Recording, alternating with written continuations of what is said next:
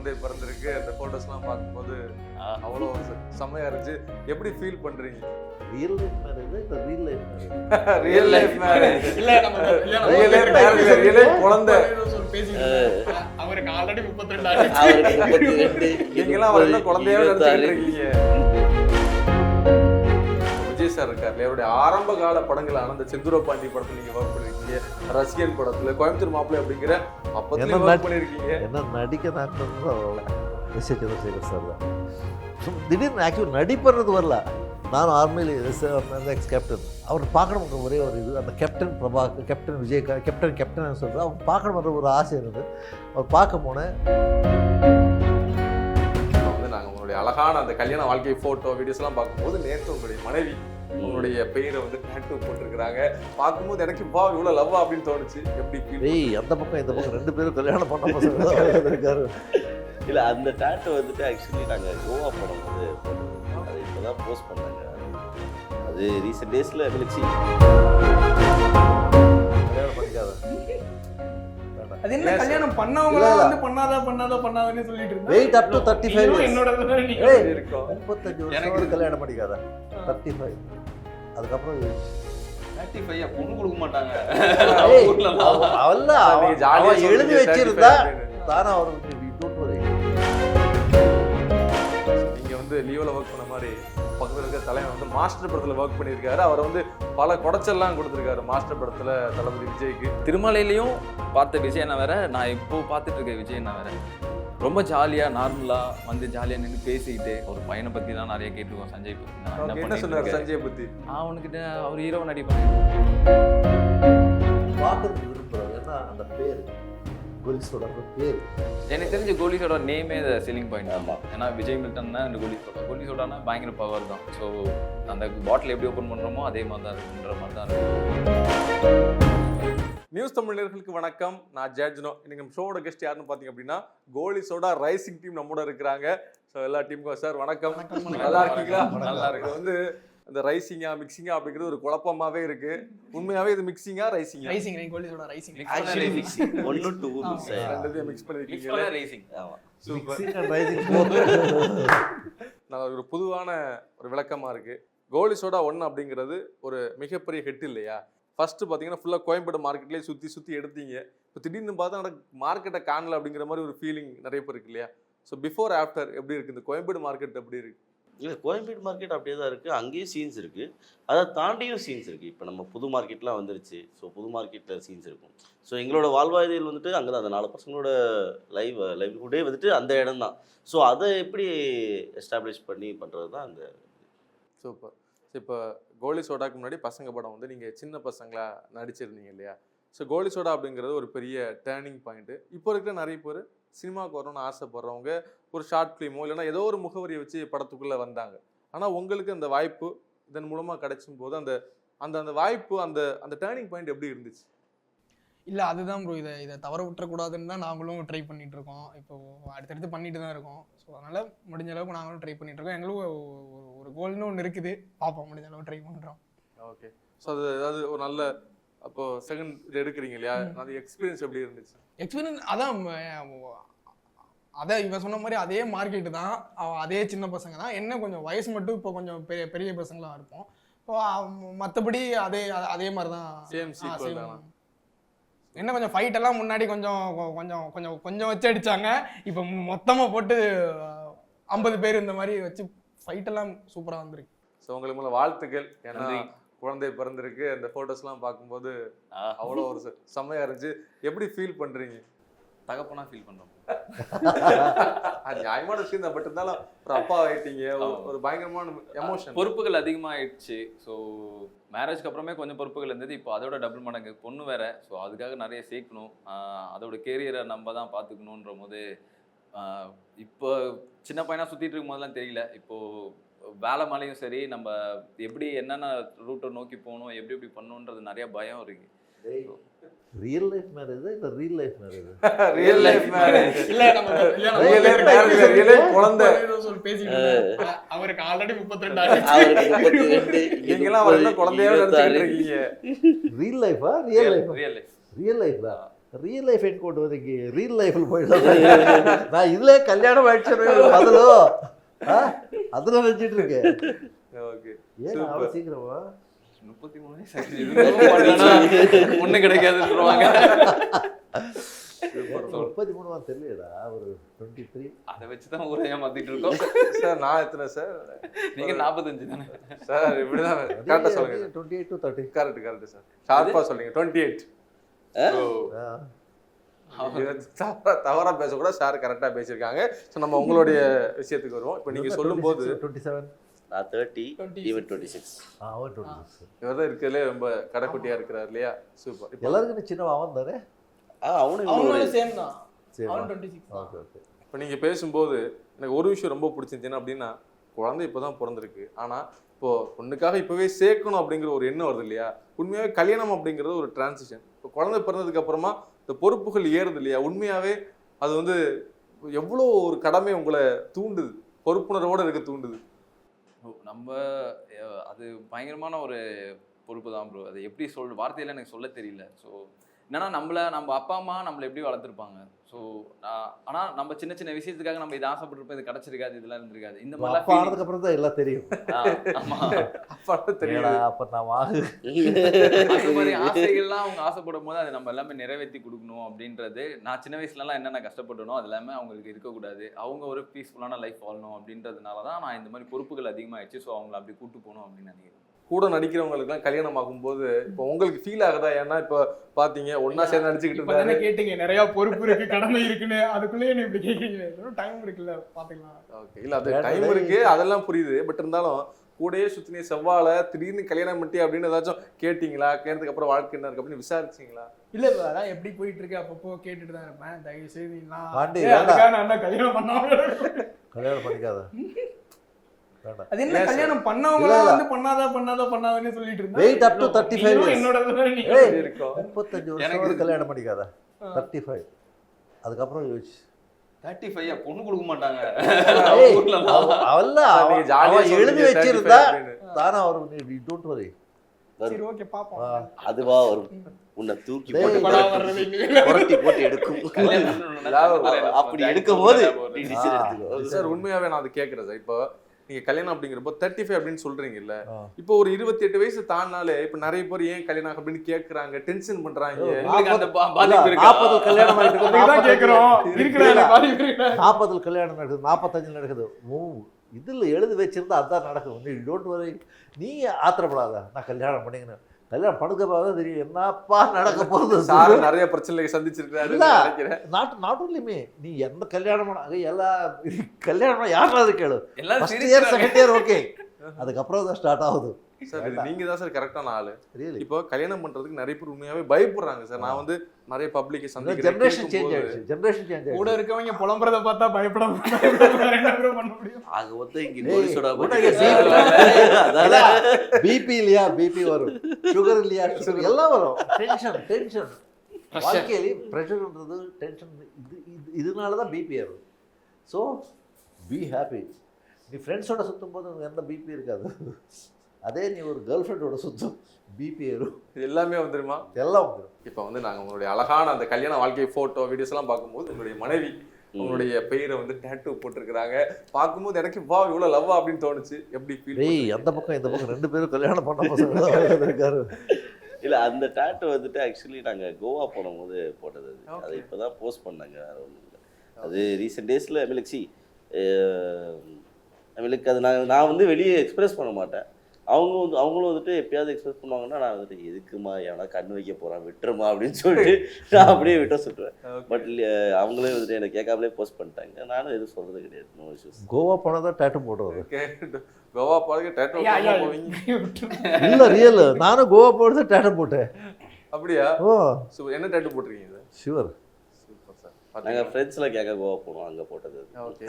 இப்போ நீங்கள் உங்கள் ஒய்ஃப் போட்டிருக்காங்களே, இப்போ ஏன் பாரு நீ போட்டுன்னு எதுவும் கேட்கலையா? சண்டைக்கு வரலையா? இல்லை அது அவங்க இஷ்டம், என் இஷ்டம் வேற. ஐயா நீங்களே என்ன எதுவும் இங்கேயே முட்டி விட்டுறீங்க போல. நல்லாதான் போயிட்டு இருக்கு. இல்லை ஒரு ஜஸ்ட் ஒரு ஜென்ரல் அவர் என்னன்னா ஃபுல்லா இதெல்லாம் கேட்டுக்கலாம், அப்பதான் நம்ம மேரேஜ் ஆகும்போது இதெல்லாம் வந்து இல்லை சில டவுட்ஸ்லாம் எனக்கு இருக்கு. அது வந்து ரொம்ப மூத்த ஆட்கள்கிட்ட கேட்காம இந்த மாதிரி நம்ம வைப்ல இருக்கிற அவங்களுக்கே தெரியும். அமிலுக்கு இதை வச்சு பேசுனா நான் போட மாட்டேன்னு தெரியும். எனக்கா எப்போ தோணுதோ அப்போவா நானா போட்டுப்பேன்றதும் அவங்களுக்கு ஒரு தெரியும். 5 வருஷம் தாண்டி கேளு, அப்புறம் அப்போ அப்போ சொல்லுவாங்க. போட்ட அழிக்காம தான் சரி 5 வருஷத்துக்கு அதாவது சொன்னார்ல அந்த 1 year 2 period 2 years அந்த 2 years பீரியட்ல தான் நான் இருக்கிறேன். ஹனிமூன் பீரியட்ல இருக்கீங்க. Super sir. நீங்க இந்த படத்துக்குள்ள ரைசிங்ல வந்து சேர்ந்துருக்கீங்க இல்லையா? எப்படி இருந்துச்சு அந்த ஷூட்டிங் ஸ்பாட்? இப்போ நார்மலா பேசும்போதே கலகலன்னு இருக்கு, ஜாலியா இருக்கு, எப்படி இருக்கும்? ஸோ இதே மாதிரி கம்ஃபர்ட் தான் எனக்கும் கொடுத்துருந்தாங்க இவங்க எல்லாருமே. ஸோ என்னன்னா இவங்க கூட பழகி இவங்க இந்த கோலி சோடா, அதுக்கு பசங்க கோலி சோடா, அதுக்கப்புறம் நிறைய படங்கள்லாம் எல்லாரும் ஒன்றா சேர்ந்து பண்ணியிருக்காங்க. ஸோ இப்போ அதுலேருந்து ஒருத்தவங்க போயிட்டு வேற ஒருத்தவங்க புதுசாக கூப்பிட்றாங்க அப்படின்னோடனே இவங்கெல்லாம் எப்படி ஏற்றுப்பாங்க, என்ன எப்படி இருக்கும்னு தெரியல. எனக்கு முருகேஷ் ப்ரோ எனக்கு ஆல்ரெடி தெரியும், முருகேஷ் ஐயா, அவர் கூட நான் ஒரு படம் பண்ணியிருக்கோம். பாண்டியா கிட்ட பேசியிருக்கேன். இவரோட படத்தில் வந்து பிரேம் கதா தெலுங்கு படம் வந்து தமிழில் பண்ணுவோம். இவர் டப்பிங் டேரக்டராக வந்து நான் தான் அதில் டப்பிங் பேசினேன் ஒரு ஃப்ரெண்டுக்கு. ஸோ அந்த மாதிரி தான் பார்த்துருக்குமே தவிர ஃபுல்லாக ஃப்ளஷ்டாக நடிச்சதில்லை, எதுலேயும் இது பண்ணதில்லை. இவங்க எப்படி பார்ப்பாங்க என்ன தெரியல. ஆனால் அந்த மாதிரி எந்த இதுவுமே இல்லாமல் ஸ்டார்டிங்லேருந்து ஃபஸ்ட் டேலேருந்து இப்போ வரைக்குமே வந்து ஒரு ஃப்ரெண்டாகவே கூட ரொம்ப வருஷம் பழகின மாதிரி அந்த ஃபீல் கொடுத்தாங்க. அப்படிதான் அப்படி இருந்தது. நான் ஒரு 3 வருஷம் பழகிறது. ஆமாம் 3 வருஷமா அப்படி 3 வருஷமா சார் அந்த ஃபீல் 3 வருஷம் ஆச்சு. தெரியவே இல்லைடா. எதுவுமே தனியாக பிரித்து பார்க்க மாட்டேன். அதே மாதிரி தான் ஆச்சும் சரி, அதுக்கப்புறம் ஏடிஎம் சரி, சாரும் சரி, இவங்க எல்லாருமே வந்து சரி அந்த பையன்லாம் இவன் தானுங்க, ஓகே இவனும் நம்ம கேங் தான் அப்படின்ற மாதிரி பார்த்தாங்க. அது ரொம்ப ப்ளஸ்ஸாக இருந்தது. அப்படின்றதுனால நான் ஃப்ரீயாக நல்லா பண்ண முடிஞ்சது. இவரும் அந்த கேரக்டருக்காக நிறையா வந்து ஹார்ட் ஒர்க்லாம் பண்ணுவார். அந்த பையன் மாதிரியே நம்ம பண்ணணும், நிறையா அந்த அவன் ஸ்ரீராம் இப்படி பண்ணுவான், அதை அப்பப்போ பண்ணிட்டு இருப்பார். இப்படி வெப் சீரிஸ் போய்கிட்டு இருந்துச்சுல்ல, இப்போ இந்த இடைப்பட்ட காலம் நம்ம வந்து நீங்கள் வேறு ஏதாவது ஒர்க் பண்ணிட்டு இருந்திருப்பீங்க. இப்போ திடீர்னு வரும்போது உங்களுக்கு சில பழைய ஞாபகங்கள் வந்திருக்கும், இல்லைனா இந்த சீரீஸ்க்கு முன்னாடியே சில யோசனைகள் இருந்திருக்கும், நமக்கு ஒரு பிரேக் த்ரூ வேணும் அப்படின்னு. ஸோ இந்த ஒரு வெப் சீரிஸ் உங்களுக்கான திருப்பி அந்த பேரையோ இல்லாட்டி ஒரு பிரேக் த்ரூவோ கிடைக்குங்கிற நம்பிக்கை இருக்கு. கோலி சோடா பெரிய இது கொடுத்துருக்கு. அதான் இது ஜஸ்ட் எக்ஸ்டென்ஷன். ஏன்னா 10 வருஷம் பின்னாடி ஒரு சின்ன அந்த டைம் பண்ண பெர்ஃபார்மன்ஸுக்கு இப்போ ஒரு மெச்சூர்டு இது பண்ணுறதுக்கு ரொம்ப வித்தியாசம் இருக்குது. ஸோ நிறைய தெரிஞ்சுக்கிட்டு பண்ணுறாரு. ஸோ மேபி வருங்கால ஹீரோஸ் பண்ணுவார் கண்டிப்பாக. அந்த இடைப்பட்ட காலத்தை பற்றி நான் கேட்குறேன். ஏன்னா இப்போ ஒரு டைம் நம்ம ஃபீல்டுக்குள்ளே வந்துட்டோம், வந்து ஒரு வெற்றி படம் பண்ணதுக்கு அப்புறமா நம்ம மேலே சில பேருக்கு நிறைய எதிர்பார்ப்பு இருந்திருக்கும் இல்லையா? அப்போது நம்ம வந்து அந்த எதிர்பார்ப்பை பூர்த்தி பண்ணிக்கிட்டே இருக்கணும். இப்போ அடுத்தடுத்த படங்கள் இல்லை அப்படின்னா கேட்பாங்க என்னாச்சு அப்படின்னு ஒன்று கேட்பாங்க. ஸோ நம்ம ஒரு போராடணும், ஒரு நல்ல கேரக்டர் நமக்கு கிடைக்கணும்னு ஒரு பீரியட் இருக்குல்ல, அந்த பீரியட் எப்படி இருந்துச்சு? இல்லை இப்போவும் அதே ஸ்ட்ரகிளில் தான் ப்ரோ இருக்கும். இப்போ தான் ஒன்று ஒன்றா அடுத்தடுத்து பண்ணிட்டு வந்து இன்னும் எங்கள் எல்லாரும் தெரியும் பசங்க கோலி சோடான்னு தெரியும். ஆனால் இதை தாண்டி அடுத்த ஸ்டெப்புக்கு நாங்கள் அடுத்து வர்ற வரைக்கும் நாங்கள் இன்னும் எதுவும் பெருசாக எதுவும் பண்ணல. ஸோ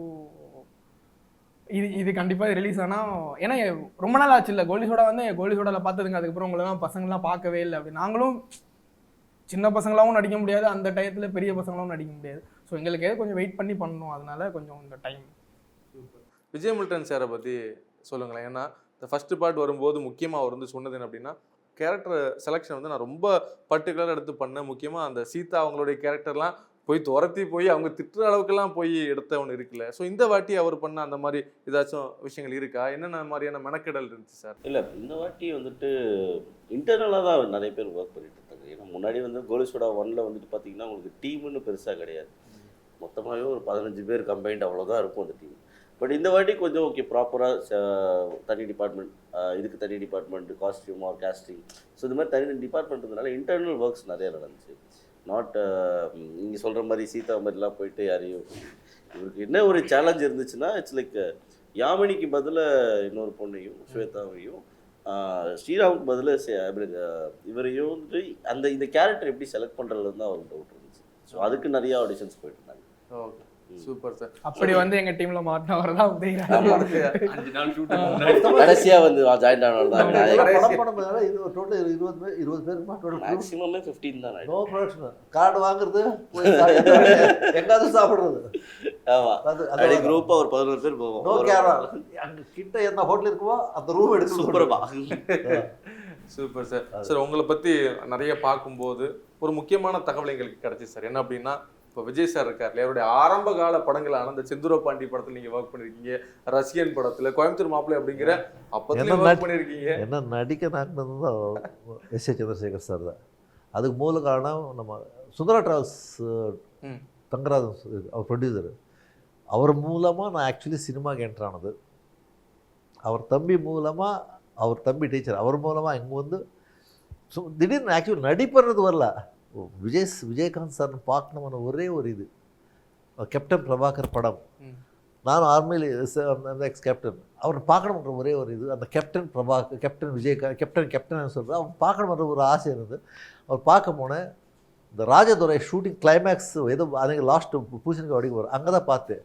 போய் பார்த்து பேசும்போது எஸ்.ஏ. சந்திரசேகர் சார் பார்த்தாரு, நடிக்கிறார். அது சம்திங் ஏதோ கேட்டது. அப்போ அந்த அளவுக்கு தமிழ் தெரியாது. ஸோ ஃப்ரம் தேர் டு அவர் தான் பொள்ளாச்சி கூட்டு போனார். ஃபஸ்ட்டு படம் சிந்தூர பாண்டி. நாயுடு ரசிகன் தேவ் எனக்கு நீங்க தான் தெரியும். நாயுடு ஏதாவது தப்பா ஏதாவது பேசியிருந்தா மன்னிச்சுக்கிங்க. பார்த்தாலே தெரியலையா? இல்லை இல்லைடா தெரியாது நாயுடு. அது முடிச்சுட்டு வந்ததுக்கப்புறம் திருப்பி அந்த 30 இயர்ஸ்க்கு அப்புறம் நான் திருப்பி விஜய் பார்த்தது வந்து டைரக்ட் ஸ்ரீநகர்ல. அங்கே போய் இந்த படத்துக்கு இது வாரிசு, லியோ. Super sir.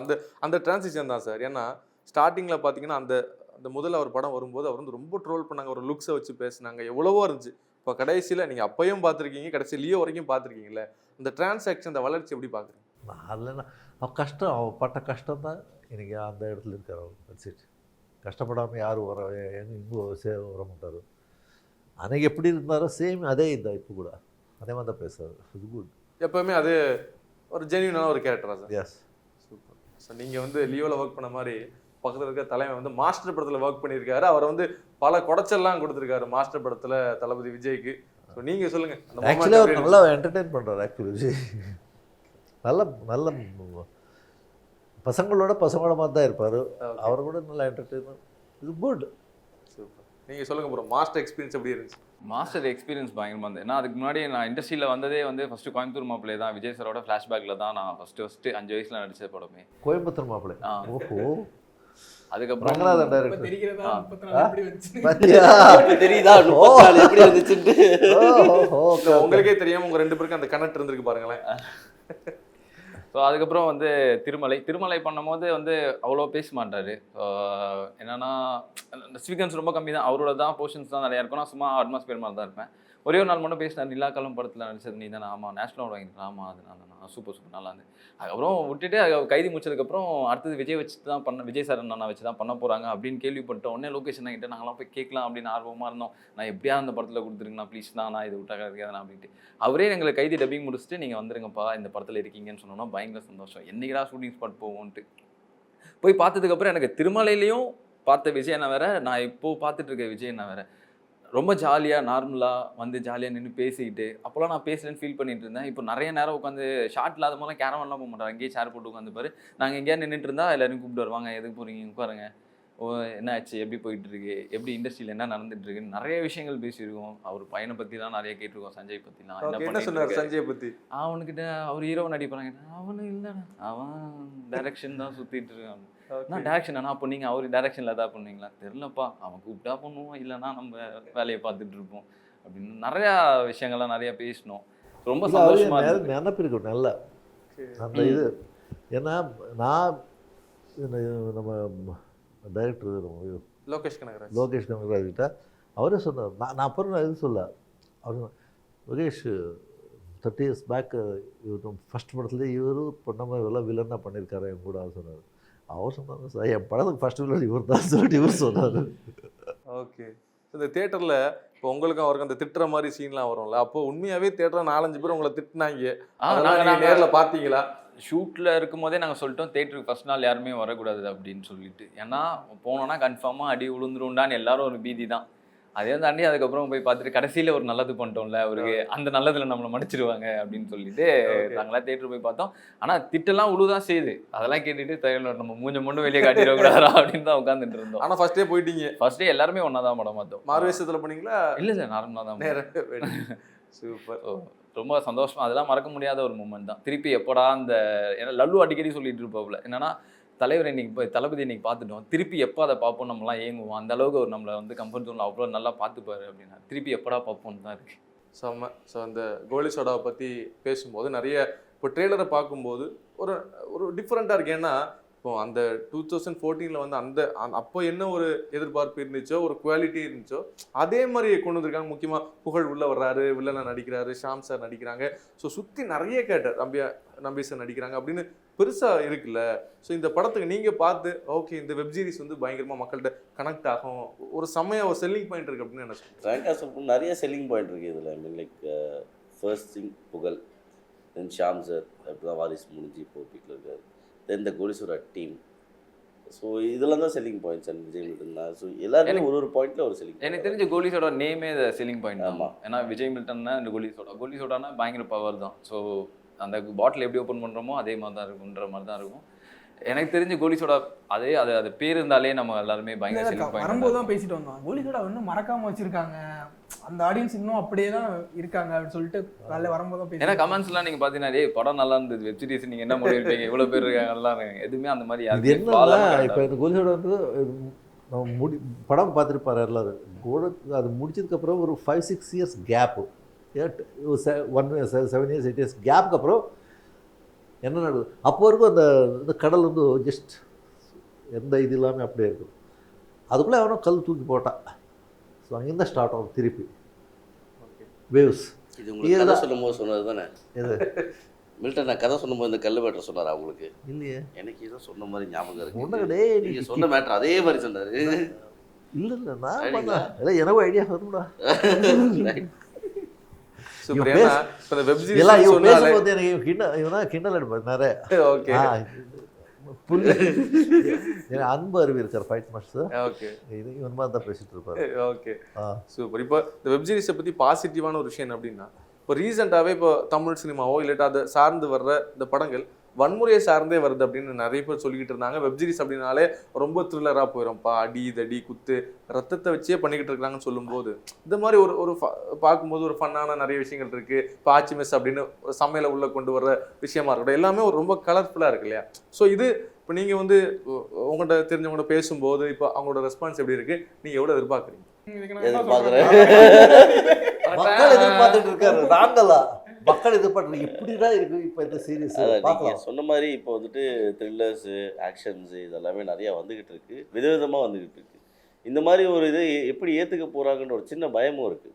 ஏன்னா ஒன்று ஆக்ஷன்ஸில் இருக்கும், இன்னொன்று ஃபுல் காமெடின்னு சொல்லிட்டு நிறைய வெப் சீரிஸ் வந்துருக்கு, காமெடி லவ் சொல்லிட்டு வெப் சீரிஸ் வந்துருக்கு. அடல்ட்டாக போயிடுது அதெல்லாம் அப்படியே பத்தோட பண்ணணும்னா போதா. ஸோ இது வந்துட்டு ரெண்டும் மிக்ஸ் ஆன மாதிரி ஒன்று, ஆக்ஷனும் இருக்குது, ஃபேமிலி ட்ராமாவும் இருக்குது. இந்த மாதிரி இருக்கும்போது இது ஏற்றுப்பாங்களா மாட்டாங்களா, இப்போ அவங்களோட பல்ஸ் என்னன்னே புரிஞ்சிக்க முடியல. ஓடிடி வெப் சீரிஸ்லாம் வந்ததுக்கு அப்புறமேட்டுக்கு மக்கள் என்ன விரும்புகிறாங்கன்றது வந்துட்டு ஜட்ஜ் பண்ணுறது ரொம்ப கஷ்டமாக இருக்குது. எனி படம் அவங்க வந்து ஃப்ளாஸை கண்டுபிடிச்சிடுறாங்க, தெளிவாக இருக்கிறாங்க, இதுதான் நடக்குது, இது இப்படி இருக்கும், இது இப்படி இருக்கும்னு ஃப்ளாஸ் கண்டுபிடிக்கிறாங்க. ஆனால் அவங்கள பிடிச்சி கண்டுபிடிக்கிறாங்களா பிடிக்காம கண்டுபிடிக்கிறாங்களான்னு எனக்கு தெரிய மாட்டேங்குது. பட் பார்க்கறதுக்கு விரும்புகிறாரு, ஏன்னா அந்த பேர் கோலிசோட பேர். ஸோ டெஃபினட்டாக ஆடியன்ஸ் பார்க்கலாம் பண்ணிடலாம். அன்ற ஒரு இது வரும். சூப்பர்.